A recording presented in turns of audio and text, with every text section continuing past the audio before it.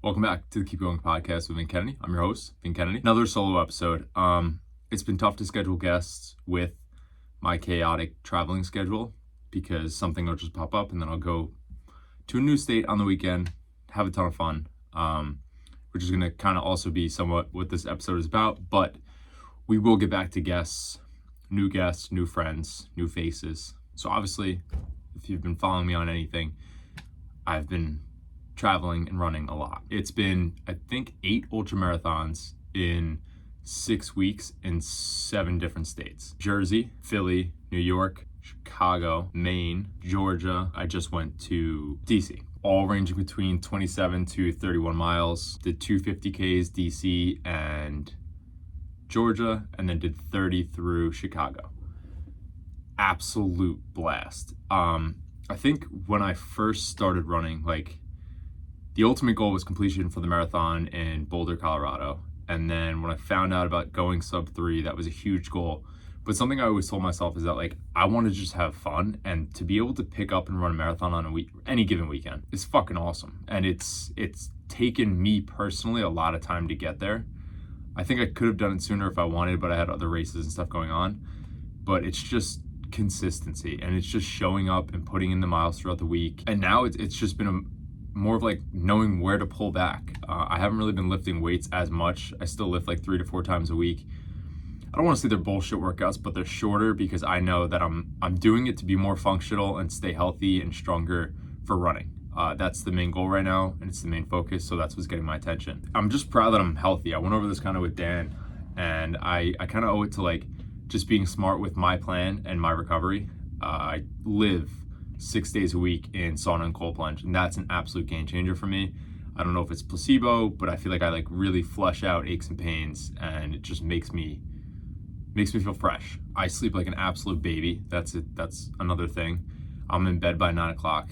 Again, personal choice, but I think that's just something that works for me, and that's been letting me and fueling me to do what I'm doing. Recovery wise too, I do some mobility work. I could definitely do more. Average probably a massage, I would say bi-weekly. Have the best massage therapist in the game. Her name is Toby. She's awesome. Yeah, it's just the little things. I roll out my feet every morning. I know that from my feet stem a lot of issues, so that's something I try to stay on top of. I also have tight hips. I stretch my hips every morning. It's just the small things. And then just eating healthy foods for the most part, and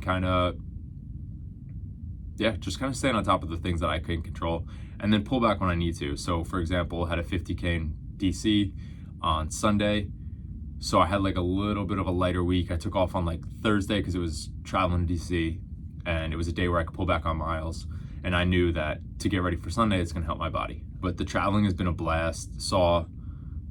I think I've saw more states in the last 6 weeks than I saw in 26 years, which is just cool. And again, it's something you could do. And a big switch for me there was I don't spend money out of the bars on the weekends. I don't spend money gambling anymore. So I kind of freed up a lot of assets to be able to utilize where I want to and where I find fulfillment and joy out of life. And I've just cultivated that. A big part of it too is just the community and the people you're around.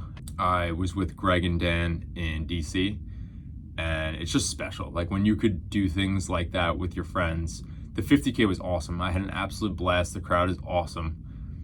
But for me, the 10 miler we hit on Friday, and then go straight to the gym, sauna, cold plunge, lift, grab some lunch, that's the perfect day. And I think I said it out loud, but I to myself, it's really being with people that you want to be with, and just doing the things that you all mutually love, and then just taking care of yourself too with the recovery, eating healthy, and then just hanging out and talking. It's a game changer, and these dudes just help me elevate in such different ways. Greg is just, it's insane. It's nuts, the difference in fitness level that people could have. It's just cool. Kid's just talented, and he's fast, and he works his ass off, and same with Dan. You throw him in the trails, and it's just a different animal. But it's cool to have people with you doing the same things, that excel in different areas, that help you level up. It's just surrounding yourself with that mentality, and it's all dudes that show up. Greg's up at, I don't even think he sleeps, but he's up at 3:30 every morning. And you go on Strava, and he knocked out 3 miles. Now he's lifting, and then sometimes he'll go back out for more miles, and that's just a normal morning for him. Same with Dan. And it's just to be able to kind of just keep circulating that kind of energy and relentless work ethic. I think a younger version of me falls off a million times because I don't have community and I don't have people doing it. I don't have people to kind of like show me the way. It's just been special to have them around and kind of like learn from them and with them. An ongoing theme is that I am the child because I am the youngest out of all of us. I'll lean into that role because I'm very much I think me and Dan have more of the childlike attitude as far as maybe being a little immature and having a little more fun. And I used to hate going to new places. I used to hate going to cities because I was just so anxious as a young man, as a child, that like the anxiousness and quickness and everything going on in a city would just kind of like really put me over the edge.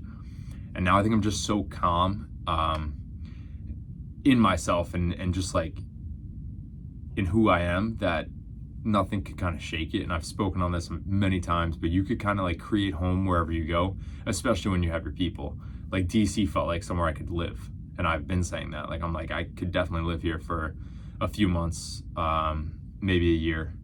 Just don't want to be too far from my mother and my family for an extended period of time, just because I think, especially with a nephew now, like watching him grow up is cool, and I really don't want to miss out on that. So to touch on the race a little bit, the race was sick. We did the 50K we signed up for somewhat last minute. I think we signed up on like Monday, and it was awesome. It's 31 miles through DC, through a little bit of Virginia, I believe, and beginning with some hills. I had this like annoying cough going, so I couldn't really scream as much as I would like to, but God, is that fun. Rob Dalto popped in, filmed a lot for us, took a lot of pictures. We had other friends in the race, racing it, running for fun. The crowd was electric. We did the shakeout run with endorphins, and then they had by mile like 22 for the marathon. They had their own like station for just a cheering zone. That was really cool. We went nuts there. It's just fun. It's really just fun. And me and Dan kind of ran a majority of it together.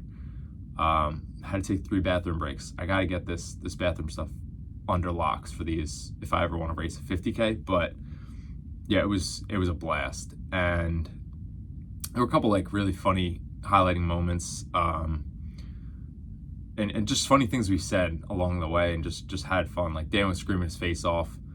And just really like, he would run like 6-minute miles when we went by like big crowds, and he would just be screaming, and you'd watch his pace just elevate. I would try and do the same, and then I would get like a coughing attack, so I had to like somewhat calm it down. But there was like a couple of, like I screamed at one older gentleman and pointed at him, and I said, "I love you." And I've never seen someone more perplexed in their life. He literally like was like, "Me?" and like turned around and like looked around, and I was like, "You, sir, you." These tasks were almost like my first marathon in Boulder was like a completion goal. And now when you move that bar, that like completion's never the goal anymore. Like I know I'm going to finish these races. It's just a matter of like what time, or if I'm running for fun. And that's just a different game. And that's literally just mental framing. That's just doing it before, knowing you're going to hit highs, knowing you're going to hit lows, and knowing that you're going to battle through. And if you just keep moving, you're going to finish. I think that's like a key change for a lot of people, with just marathon running in general. Like the first couple maybe might be completion's the goal, but outside of that, now you know you're going to finish, and it's just a matter of how fast or what you want to do with the race, what you want to make out of it. Do you want to take it in? You want to enjoy it? Do you want to race it? Kind of put the blinders on and really just go for a goal? I mean, because it's definitely an option. Had a couple friends race the marathon. Amanda, shout out, she PR'd. She's a savage. She won an ultra, maybe 3 weeks ago, and she's got a 100-miler coming up in December. Had a friend, Brandon, ran like a 4:02 50K, just absolutely smoked it. But it's cool. And it's cool to meet people that, like Brandon, I met probably a year ago on Instagram, and now you get to meet in person in his city and watch him like put on and just crush a 50K. It's cool. And that's what this whole community thing is really about. And it's just special. The more people I meet, the more like-minded. I haven't went to a single city yet where I haven't met at least like 3 people. And it's just cool. And it's all like-minded individuals that like we're bonding over the same thing, and it's special. And Dan was talking about on the last episode, like, it's just infectious. Like, you can feel it. The one thing that I've really seen with just having races on my schedule, having things on my schedule, and having just like goals is direction. Like, I don't think you need to like hammer it in on exactly what it has to be, but just put something there that you could track progress in and see self-growth with.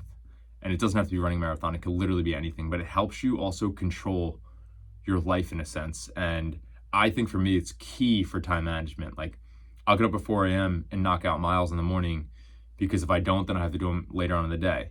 And it just, your day could get away from you. And you also think about it all day.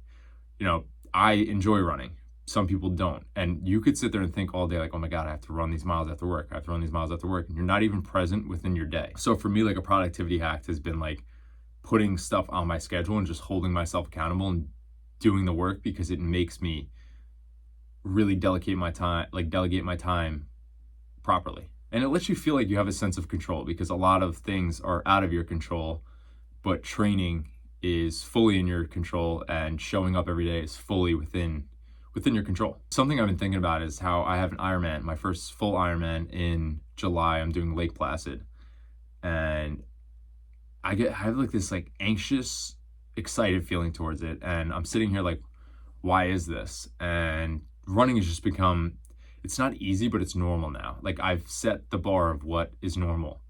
And I've shown that just in the last couple of weeks. Like, for me to run a marathon, I know I'm going to get through it. Of course, there's always going to be like hiccups and stuff throughout a specific race. It's just how it goes. You're not going to be your best every day, but I know I'll finish it. And now adding domains that I haven't really practiced as much is kind of like, oh shit, but that's exactly where I like to be, because that's where I'll learn the most and grow the most. So like, I'm just forcing myself to be uncomfortable in that, especially the swimming aspect. Very novice swimmer and biker, but I'm just gonna throw myself in the arena and figure it out, and obviously have a proper prep and do the right things and be prepared. But again, I've never been there, so it's gonna be really, really cool to test that. And I kind of like that I have this like little like anxious, excited feeling towards it, because it just shows me like, okay, cool, we get to be a rookie again, we get to learn again, we get to be a white belt mentality, and kind of really dive into this uncharted waters. And just a couple things I want to touch on that I've been reading and just kind of circulating and listening to through podcasts and videos and whatnot are, one thing was, I forget who even said it, I think it was Andy Frisella. He said, winners wipe the piss off the toilet seat.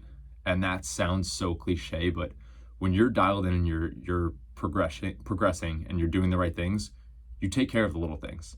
It's, you know, the toilet paper rolls out, you switch toilet paper roll for someone. It doesn't have to be your house. You don't have to be the last one to use it. It doesn't matter. It's doing the little things right, and that will affect other areas of your life. And when you do the little things right, they build and compound. You do the big things right. And something else to touch on with compounding, I just saw it in a video. It was of a podcast, Modern Wisdom podcast, with Steve Bartlett and Chris Williamson. And he says, if an airplane is 1 degree off target, it'll miss the airport by 1 mile. So that's just like something to think about. So if you're even 1 degree off the target, you'll miss by a mile.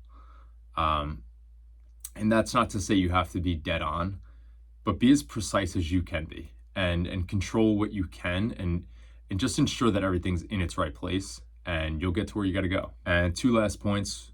One was from the Ken Rideout, Nick Bear podcast. And he said, in my own words, basically, he said, you need something that tests you to make you feel like you're living. And that has been a testament to what I've been doing through running and through fitness. And it's deep in a race. It's deep in that 50K when, you know, I wanted to get it done. You know, I love these races. I love these events. I love running long. But there's points in these runs where you just want to get it done. And I felt that at probably mile 20, honestly, probably 20. And I had 11 more miles to go. And I had a cough going. I just wanted to get it done. And went to the bathroom.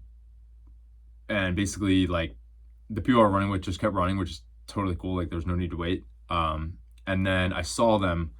I started gradually increasing my pace because I was trying to catch them. And then I saw them and I was like, fuck it. I'm just going to kind of like stay at this pace. Though it's going to be faster and I know I'm going to pass them, like, I want to get this done right now. And the more and more I leaned into that, and probably around like mile like 26, 27, started to really feel it. You're hitting low seven, for me personally, like I'm hitting low 7 minute paces towards the back end of a 50K and like have a little cough going already. It's just a long day. It's hot out there today. And I just started to feel it. And it happens occasionally where like I lean into that and like I like it. Like I almost didn't want it to end in a sadistic way. It just feels good. Your lungs are burning. Your legs feel like they're gonna like just if you stop, you probably won't be able to start again. And it feels good. Like that's living. That's feeling alive to me. Like you have no choice but to be present in that moment because you just feel everything. And I love that. I love that feeling. And I sometimes chase it. I mean, sometimes obviously it's not the best feeling in the world. I don't love it. I don't want to live in it, but to be able to go there is a special thing. And it truly makes me feel alive. And I always say when we're on these runs, like this is living. Me and Dan have been saying that for a while. I don't even know if it started in the Grand Canyon, but like this is living. Like we're doing the thing and you're doing it because you feel it and you're present and you feel aches and pains, and that's how you know you're in the shit and you're really, really doing something worth doing. And it's the burning after, and it's the feeling of accomplishment afterwards. And it doesn't matter if you smash your goal or if you do whatever. It's just you got that task done for that day, and you could kind of like just really feel accomplished. And the last thing here is something that I saw Gary Vee say, that deep insecurity or confidence fuels incredible things. And for me, I think for most people, it comes from the sense of insecurity that then leads to confidence that then lets you basically create excellence, right? So for me, I couldn't even run a lap around a track I ran an ultra marathon every weekend for the past 8 weeks, or I've ran 8 ultra marathons in the past 6 weeks in 7 different states. And you're talking about someone who in 2014, I couldn't even run a lap around a track without my heart literally feeling like it was going to explode. Again, I was overweight. There's other things to go into it, but I was never fast. I was never a quick person. And to turn an insecurity, and I hated it. I quit college baseball because I hated running. And to turn that insecurity into my thing now, into my passion, into my hobby, into my fulfillment and joy, that's creating true confidence. And it's not from the talent it's from the work ethic. It's from the consistency. It's from the showing up. I'm not that talented. The one thing I will do is I'll show up every day. There was a reel going around that I sent to everybody last week, and it was there's this British man basically says that somebody once said to him that he's not the brightest candle in the room, but he burns longer than anybody else. And that's a testament of like what I'm trying to cultivate out of my life. And I think something I've proven to myself that I could do. Like I just keep showing up. I might not be the best at any of it, but if there's a way to get better and it's through consistency, I'm going to absolutely hammer that and let it compound in my favor.